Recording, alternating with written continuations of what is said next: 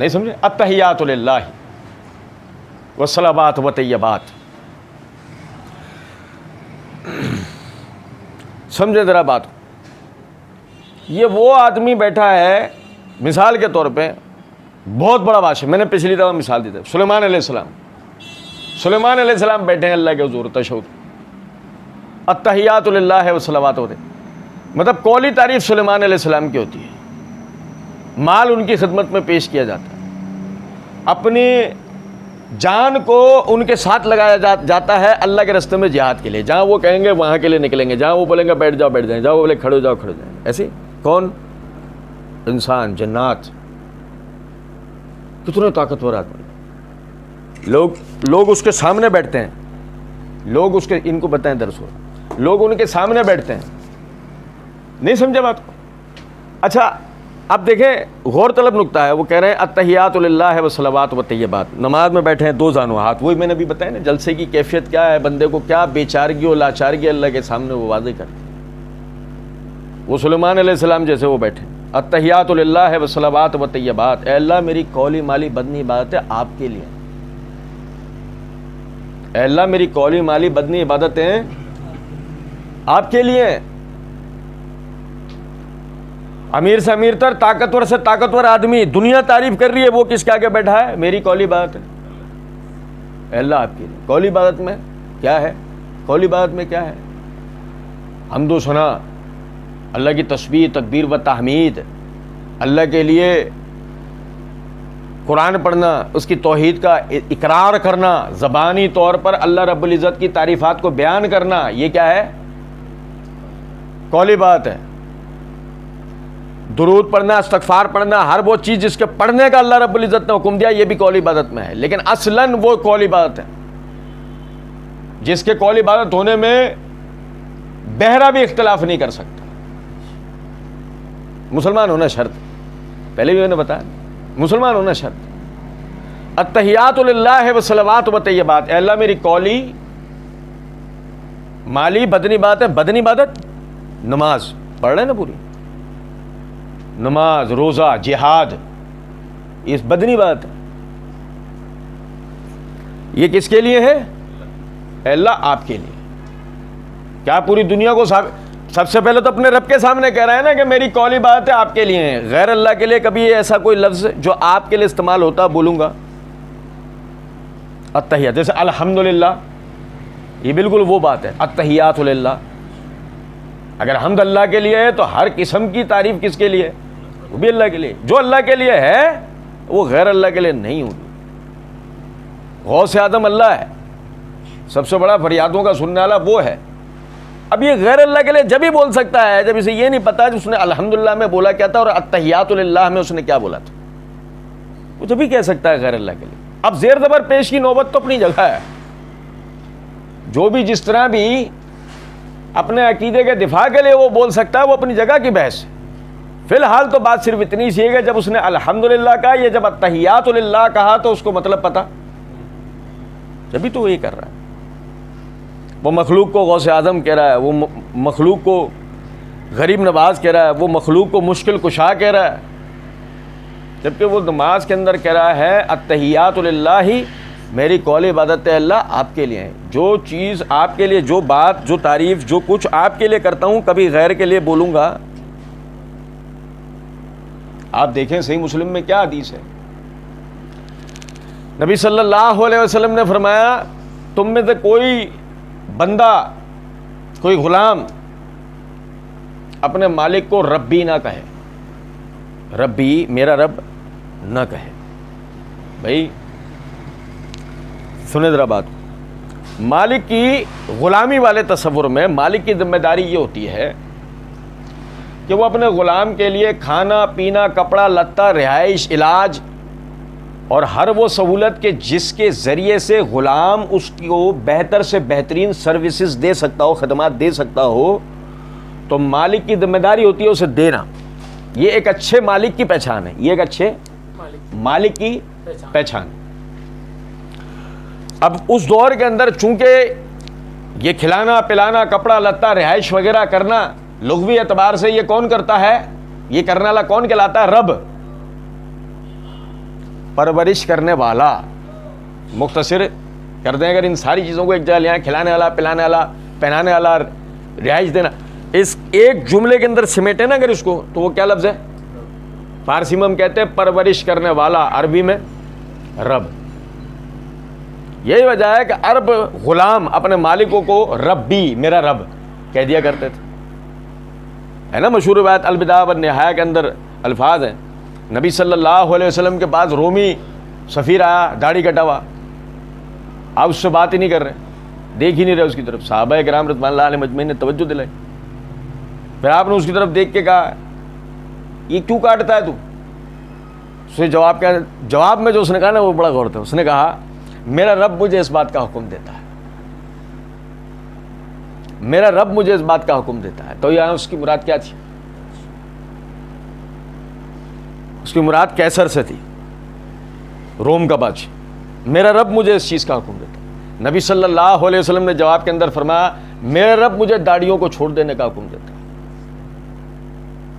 اب یہاں نبی صلی اللہ علیہ وسلم رب کس کو کہہ رہے ہیں؟ اللہ رب العزت. تو عرب تو کہہ دیا کرتے تھے اپنے مالک کو, بادشاہ کو یہ لفظ کہہ دیا کرتے. تو نبی صلی اللہ علیہ وسلم, صحیح مسلم کے اندر روایت ہے کہ نبی اکرم صلی اللہ علیہ وسلم نے فرمایا تم میں سے کوئی شخص یعنی کہ غلام اپنے مالک کو میرا رب نہ کہے, کیونکہ تم سب کا رب اللہ ہے, تم سب کا رب اللہ ہے. اب یہ کیا ہے زبان, کسی کو رب کہنا یہ قولی عبادت ہے, تو یہ کس کے لیے ہے؟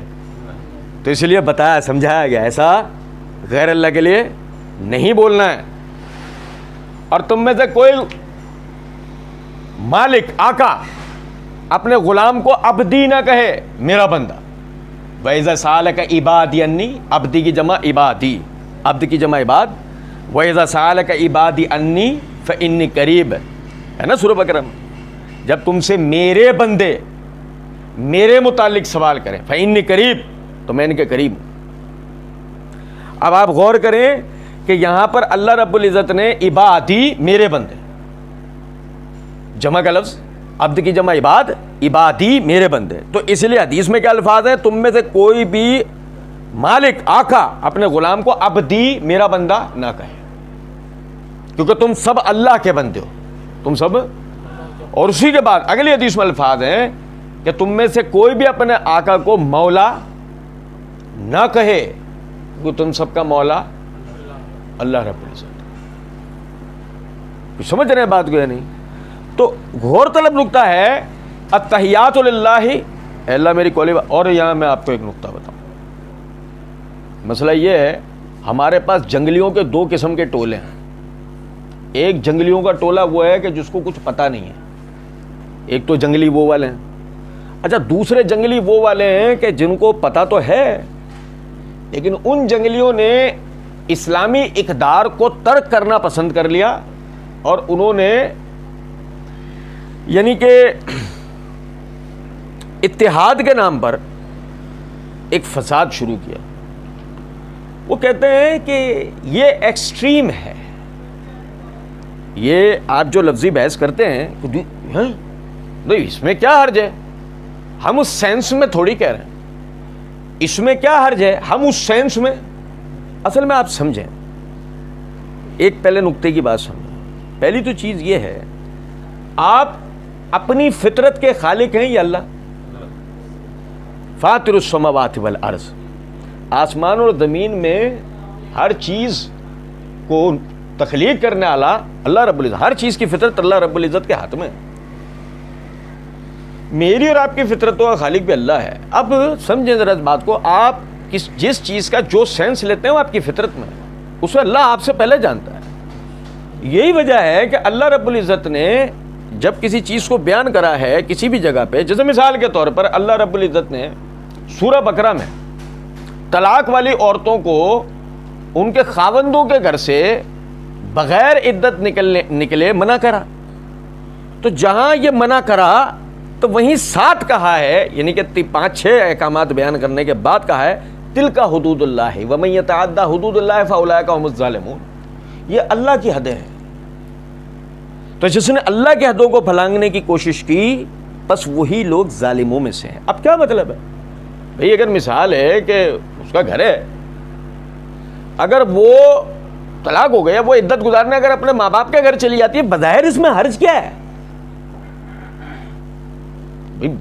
شوہر مر گیا, ایسا نہیں ہے کہ کسمہ پرسی کی زندگی اس کے گھر والے گزار رہے ہیں, اس کے گھر والے اس کو اپنے پاس رکھنا چاہ رہے ہیں اور اس کی کفالت کر لیں گے, تو کیا ہے کہ اس کو اس کے اپنے گھر والوں کیا چھوڑ دیا جائے؟ اب دیکھو ہمارا تو سینس کیا ہے, ہمارا تو سینس یہ ہے کہ نہ وہ اپنے سسرالیوں پہ بوجھ بنے, نہ اس کی زندگی میں اکیلی گزرے, وہ اپنے گھر والوں کے پاس آ جائے جن سے بنسبت اپنے سسرالیوں کے عام طور پر لڑکی زیادہ مانوس ہوتی ہے, عورت زیادہ مانوس ہوتی ہے. تو ہمارا تو سینس کہتا ہے بھائی ٹھیک ہے وہاں بھائی, لیکن اللہ رب العزت نے منع. میں نے سورہ طلاق میں اس کی ساری حکمتیں بتائی تھی اللہ کے فضل کو, ساری مراد جو طالب علم کی حیثیت سے میں جانتا ہوں. غور طلب نکتہ ہے کہ اللہ رب العزت نے سیدھے سے کہہ دیا تلک حدود اللہ, یہ اللہ کی حد ہے. وَمَن يَتَعَدَّ حُدُودَ اللَّهِ فَأُولَٰئِكَ هُمُ الظَّالِمُونَ, جو اللہ کے حدوں کو پھلانگنے کی کوشش کرے گا وہی. اب بظاہر میں فرض کر لیں کہ اس آیت کو پڑھنے سے ایک دن پہلے تک بھی, یا اس آیت کو پڑھنے کے 10 سال بعد بھی جا کر مجھے نہیں پتہ لگ پایا کہ فلاں مسئلے کی حکمت اور فلاں مسئلے کو جو یہ نہ کہو یا یہ نہ کرو جو بولا گیا ہے تو اس کے پیچھے وجہ کیا ہے, یا میرے سینس کو ملحوظ رکھا گیا یا نہیں, میرے سینس کا لحاظ رکھا گیا یا نہیں. آپ کی تو فطرت کا خالق اللہ ہے, آپ کے سینس کا وہ لحاظ نہیں کرے گا تو دنیا میں کون کرے گا, ایک بات ہے. لیکن اگر اس نے کہہ دیا کہ یہ نہیں کرنا ہے تو اس کا مطلب یہ فطرت ہے, یہ ہے سینسیبلٹی, وہ نہیں ہے کہ جو آپ سمجھ رہے ہیں. دیکھیں غور طلب نکتہ, التحیات للہ, میری قولی عبادت ہے. اب کسی بھی سینس میں صحیح میں نہیں کہوں گا میرا بندہ, کسی بھی سینس میں صحیح میں نہیں کہوں گا میرا رب. میرا رب اللہ ہے, میں اس کے لیے لفظ استعمال کروں گا, اور ہم اس کے بندے ہیں, ہم اپنے لیے بندگی کا لفظ استعمال کریں گے. آئی سمجھ میں بات یا نہیں؟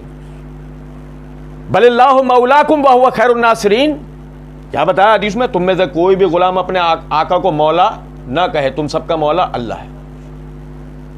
اب کسی بھی سینس میں صحیح غیر اللہ کو میں مولا کہوں گا.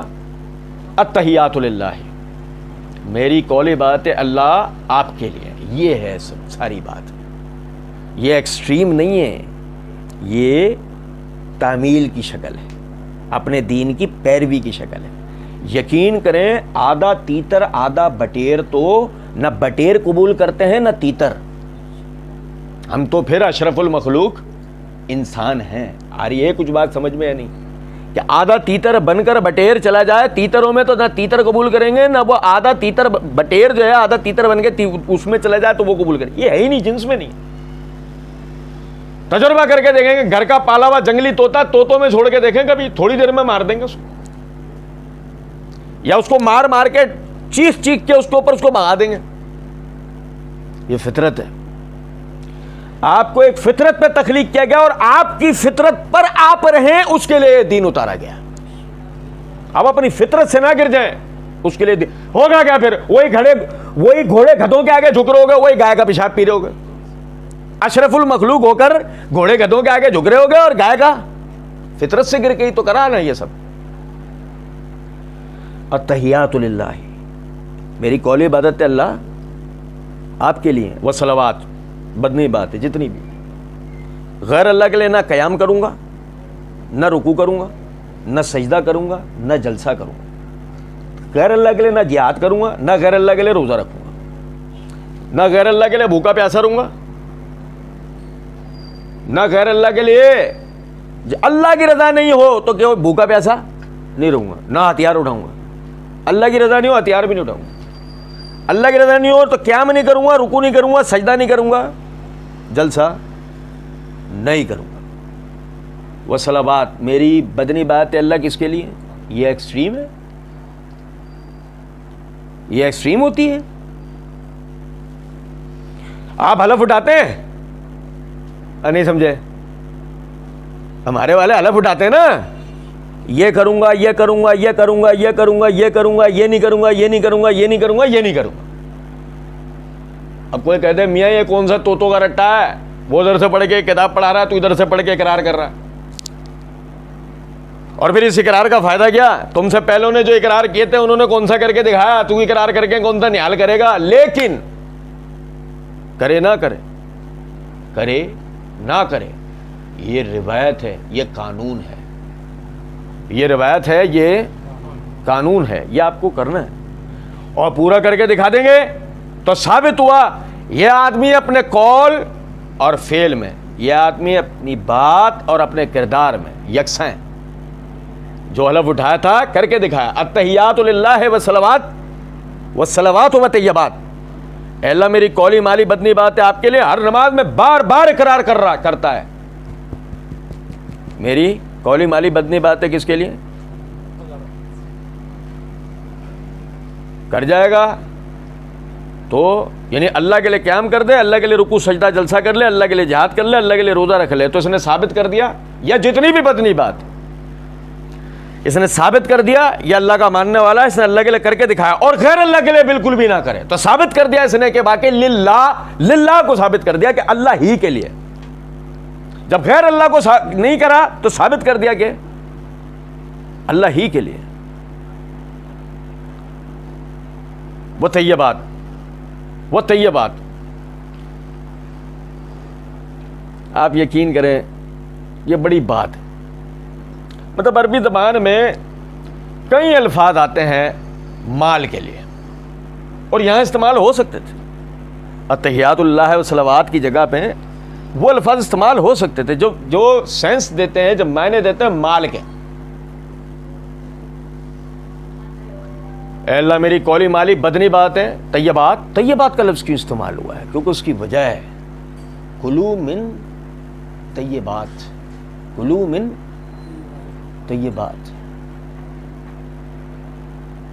کھانی بھی پاکیزہ چیزیں ہیں اور خرچ بھی، تو اس کے لیے کرنا کیا پڑے گا؟ کمانا بھی پاکیزہ پڑے گا۔ اس لیے حدیث میں کیا الفاظ ہیں؟ کسب الحلال عبادت، حلال کے لیے محنت کرنا عبادت میں سے، اور نہیں سمجھے کچھ بات کو، یعنی کہ التحیات للہ والصلوات والطیبات، دیکھو پہلا بنیادی کیا ہے کہ اے اللہ میری مالی عبادت ہے، تو لفظ کیا ہے؟ طیبات۔ اس کا مطلب وہ جو اس نے کمایا ہے وہ طیبات پاکیزہ مال میں سے، جھوٹ بول رہا ہے سچ بول رہا ہے، جھوٹ بول رہا ہے سچ بول رہا ہے، پاکیزہ کمایا ہے، حلال کمایا ہے، صاف کمایا ہے، تو یہاں جو بول رہا ہے وہ سچ بول رہا ہے۔ لیکن اگر پاکیزہ حلال نہیں کمایا ہے تو یہاں جو بول رہا ہے جھوٹ بول رہا ہے، 5 ٹائم جھوٹ بول رہا ہے، اللہ کے سامنے جھوٹ بول رہا ہے۔ چھوڑو ابھی دوسری بات، 5 ٹائم اللہ کے سامنے جھوٹ بول رہا ہے کہ اللہ میری پاکیزہ کمائیاں، وہ مالی عبادتیں وہ آپ کے لیے، جھوٹ بول رہا ہے۔ کمایا کب تو نے پاکیزہ؟ حلال کب کمایا تو نے؟ تجھے تو پہلے دن کہہ کے بھیجا گیا تھا کلوا من طیبات ما رزقناکم، ہم نے جو رزق دیا اس میں سے پاکیزہ چیزوں کو کھانا ہے، پاکیزہ سے فائدہ اٹھانا ہے۔ ہم نے تو پہلے دن تجھے بول کے بھیجا تھا، تو نے سمجھا، جھوٹ بولتا رہا، 5 ٹائم نماز میں جھوٹ بولتا رہا۔ یہ تو ایک بات ہے، کیا پتہ لگا؟ حلال کمانا چاہیے۔ ایک نماز بتا رہی ہے آپ کو کہ حلال کمانا چاہیے۔ آگے چلیں دوسری بات کی طرف آئے، اے اللہ میری قولی مالی بدنی باتیں طیبات آپ کے لیے ہیں، مالی باتیں آپ کے لیے۔ مالی باتوں میں کیا ہے؟ زکوٰۃ اور ہر قسم کے صدقات، ہر قسم کے۔ سب سے معمولی صدقہ کیا ہے؟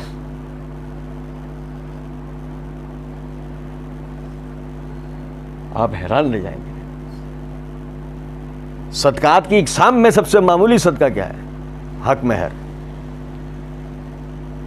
کیا ہے؟ کیا ہے بھائی؟ حق مہر۔ آپ سمجھے ذرا اس بات، ذہن میں خیال آتا ہے ہم یہ بات کر کیوں رہے، یہ والی بات، یہ حق مہر کا ذکر کیوں نکالا ہے؟ میں آپ کو بتاؤں، سوچے ذرا اس بات کو، جب آپ کے درمیان میں بحثیں یہ چل رہی ہوں یا باتیں یہ چل رہی ہوں، معاف کروا لیں گے، تو اس مال کو آپ نے اپنا حق سمجھا یا اللہ کا؟ یہ آپ اللہ کی رضا کے لیے دیں گے کہ اس نے کہا ہے تو دیں گے، یا آپ اپنی مرضی سے دیں گے؟ کیا ہے یہ؟ نہیں، اگر یہ معاف کرانے والی بحثیں چل رہی ہیں، دماغ میں یہ باتیں چل رہی ہیں، بڑے بڈھوں میں یہ چل رہا ہے سلسلہ، تو یہ دلیل ہے اس بات کی آپ اب تک یہ نہیں سمجھ پائے ہیں یہ اللہ کا حق ہے جو اللہ نے آپ کو کہا ہے کہ آپ نے اس عورت کو دینا ہے۔ وہ تو اس کی رضا پہ چھوڑا گیا ہے کہ اس کا نان نفقہ چونکہ اس کے شوہر پہ فرض کیا گیا نا کہ وہ کمانے نہیں جائے گی، تو یہی بجائے اگر وہ بھی دے دینا کہ تیرے پر بھر دینا، یہ پکڑ لے بھائی، بس تو ہی خرچ کر، تو وہ الگ بحث ہے۔ لیکن جو جس نیت میں تم بیٹھے ہو یہ ثابت کرتا ہے تم سمجھے نہیں کہ یہ حق مہر تم اللہ کی رضا سے دے رہے ہو، تم تو سمجھ رہے ہو تمہارے باپ کی رضا سے دے رہے ہو تم، کہ جو ولیوں نے طے کیا تھا، سمجھے یا نہیں؟ اب سوچے ذرا اس بات کو کہ جب اتنی چھوٹی جگہ پر آ کے آپ غفلت کا شکار ہیں تو بڑی جگہ پہ جا کے آپ کس فساد میں ہوں گے۔ آپ دیکھیں، غور طلب نکتہ ہے، اللہ کے نام پر پیسہ نکال کر جہاں غیر اللہ کی عبادت ہو رہی ہے اس عمارت کو تعمیر کیا جا رہا ہے، یا اس کی تزئین و آرائش کی جا رہی ہے، یا اس میں کسی قسم کا زیب و زینت کیا جا رہا ہے، یا وہاں کسی قسم کا لنگر کیا جا رہا ہے، آپ اندازہ کریں کہ اس کو نکال تو رہا ہے اللہ کے نام پر اور لگا کر رہا ہے۔ او یار اللہ کے بندوں سمجھو ذرا اس بات، یہ ایک ایک روپیہ جو اللہ نے ہمیں دیا ہے، کل قیامت کے دن اللہ رب العزت اس ایک ایک روپے کے بارے میں ہم سے سوال کرے گا، کیونکہ اس نے پہلے دن کہا ہے ذالک الکتاب لا ریب فیہ ھدی للمتقین الذین یؤمنون بالغیب ویقیمون الصلاۃ ومما رزقناہم ینفقون۔ پہلے دن کہا ہے اس نے کہ اس کتاب ہدایت والی کتاب، اس کتاب قرآن میں کوئی شک نہیں ہے، اس میں ہدایت ہے پرہیزگاروں کے لیے، اللہ سے ڈرنے والوں کے لیے، وہ جو غیب پہ ایمان رکھتے ہیں، وہ جو نمازوں کو قائم کرتے ہیں، اور جو رزق ہم نے انہیں دیا ہے وہ اس میں سے خرچ کرتے ہیں۔ تو اس کا مطلب جو رزق ہمارے پاس آ رہا ہے اس میں بعض، یعنی ہماری ضروریات کے بعد جو بچا، اس بعض کا ہم سے سوال ہے اللہ کیا، حتیٰ کہ پہلی ابتدا میں مسئلہ سمجھانے کے لیے آیت ہی کیا اتری تھی، یسألونک ماذا ینفقون، یہ آپ سے سوال کرتے ہیں کیسے خرچ کریں، قل العفو، آپ کہیے جو بچ جائے لگاؤ، جو بچ جائے اللہ کے راستے میں لگاؤ۔ پہلے سمجھانے کے لیے حکم یہ اترا ہے، کنتار نہیں بنانے، خزانوں کے ڈھیر نہیں بنانے، کیا کرنا ہے تمہاری ضرورت پوری ہو گئی آگے خرچ کرو۔ لیکن جب بات سمجھ میں آ گئی نا کہ مال ہمارا نہیں ہے، لہو ملک السماوات والارض وما بینہما، زمین اور آسمان اور جو کچھ ان کے درمیان ہے سب اللہ کی ملکیت، اس کی پراپرٹی ہے، جب یہ بات سمجھ میں آ گئی نا کہ مال اللہ کا ہے، تو پھر اللہ رب العزت نے یہ آیت اتاری، انما الصدقات للفقراء والمساکین، سورۃ توبہ آیت صدقات والی، پھر بتایا کہ کس کس طرح جو ہے نا مال کو خرچ کرنا ہے، کن پر خرچ کرنا ہے، کس کس طرح کرنا ہے، سب بتا دیا گیا ہے۔ اور ہمارا کیا ہے، اور ہمارا یہ ہے کہ وہ ہمارا وہ مسجد میں دیتے ہیں، مزار پہ لگے گا، 4.5 لاکھ کا بیل آئے گا، پھپھو کو دیتے ہیں، تمہارے حساب سے چلے گا، تمہارے باپ دادا جو کرتے رہے اس حساب سے روایت چلتی رہے گی، یا دین نے جو بتایا اس طریقے سے ہوگا۔ اور کچھ بات آ رہی ہے سمجھ میں یا نہیں؟ ہم خرچ کریں گے اپنی کمیونٹی پہ، بھلے مشرک ہیں، بھلے کافر ہیں، بھلے اللہ کے حق کو دبانے والے ہیں، لیکن ہم خرچ کس پہ کریں گے؟ اے اللہ کے بندو ظالم ہو، پھر کہتے ہو کہ میرے ساتھ یوں ہو گیا، یہ ہو گیا، فلاں ہو گیا، یہ ہو گیا، میں تو خرچ بھی کرتا ہوں، میں تو یہ بھی کرتا ہوں، میں تو اللہ کے لیے یہ بھی کیا، اس کے بعد بھی میں مسئلہ سارا یہ ہے اللہ کی حدود کو کہاں سمجھا تم نے کہ یہ اللہ کی حدود تم نے پھلانگنے کی کوشش کی، تم نے دین کو اپنے طریقے سے گزارنے کی کوشش کی، یہ کیوں کیا تم نے؟ جبھی تو بات یہ ہے کہ صحابہ اتنا سا خرچ کر کے اتنا پا لیا کرتے تھے، ہم اتنا خرچ کر کے اتنا بھی نہیں پا رہے، جبھی تو یہ فرق ہے، کیونکہ جس طریقے سے اللہ نے بولا ہے وہ سمجھنا ضروری ہے، اور جس جگہ اللہ نے بولا ہے وہاں لگانا ضروری ہے۔ پہلے تو وہی بات ہے نا، اسے مت فراموش کرنا ہے، اسے نہیں فراموش کر دیجیے گا. والطیبات، وہ مالی عبادتیں صرف مالی نہیں ہے، وہ مالی حلال عبادتیں ہیں. ارے بھائی جان، کفار سمجھتے تھے اس بات کو. آپ اندازہ کریں کعبۃ اللہ کی توسیع کا جب معاملہ ہوا، مرزا انجینئر کے ابو کہنے لگے، ابو جہل، وہ کہنے لگے تم میں سے کوئی شخص بھی اپنا حرام مال جو ہے اللہ کے گھر پہ نہیں لگائے گا. بھائی کیا پتہ لگا، ابرار مین پوری والے نے مسجد بنائی ہے. سمجھے ہیں یا نہیں؟ اس وقت بھی پتا تھا کہ کسی بھی دین کے کام پر حرام پیسہ لگے گا نہیں لگے گا. اور بھائی یہی چیز تو توجہ دلاتی ہے اس چیز کی طرف، کوئی بھی اپنا بلیک منی دین کے نام پہ وائٹ نہ کر لے. آ رہی ہے کچھ سمجھ میں؟ یہی تو بات ہے نا ساری، کہ اس دین کے لیے بھی کرو گے تو حلال سے کرو گے، حرام سے نہیں کرو گے. اور کرو گے کس کی رضا کے لیے؟ اللہ کے لیے، غیر اللہ کے لیے نہیں کرو گے. التحیات للہ والصلوات والطیبات، اے اللہ میری قولی مالی بدنی عبادتیں کس کے لیے ہیں؟ آپ کے لیے. یہ ایک مومن کا کام. السلام علیکم ایھا النبی ورحمۃ اللہ وبرکاتہ.